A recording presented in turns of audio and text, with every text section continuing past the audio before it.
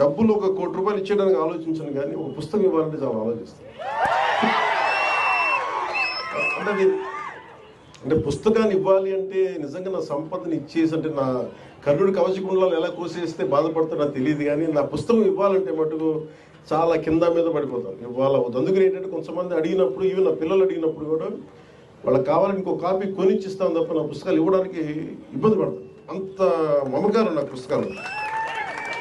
ఎందుకు ఇంత మమకారం అంటే, నా జీవితంలో ఎప్పుడు కూడా పుస్తకాలు అనేది, పుస్తక పఠనం లేకపోతే నేను ఏమైపోయేవాడిని అని చూస్తాను. నేను ఇంటర్వ్యూని కూడా ఎందుకు మధ్యలో ఆపేశానంటే, చదువుకోలేక కాదు, మార్క్స్ తెచ్చుకోలేక కాదు, బాగా చదివేవాడిని. కానీ ఎందుకంటే నేను కోరుకుంటున్న చదువు పుస్తకాల్లో లేదు, క్లాస్ రూమ్లో లేదు.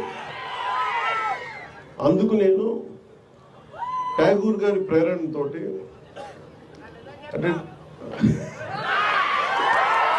రవీంద్రనాథ్ ఠాగూర్ స్కూల్కి వెళ్ళకుండా ఇంట్లోనే కూర్చొని నేర్చుకున్నారంటే, అది నేను కూడా ప్రేరణ తీసుకొని ఆయనలాగే చెట్లు చేమలు మొక్కలు చూస్తాం. మన దగ్గరికి అంత లగ్జరీ లేదు, పెద్ద ఉద్యానవనాలు లేవు. మాకుండా 2 రోజా మొక్కలతో కుండీలనే చూస్తాం. పుస్తకాలు పెట్టుకొని, క్లాస్ పుస్తకాలు పెట్టుకుని రోజా పువ్వులను చూస్తూ ఉండిపోయాడు.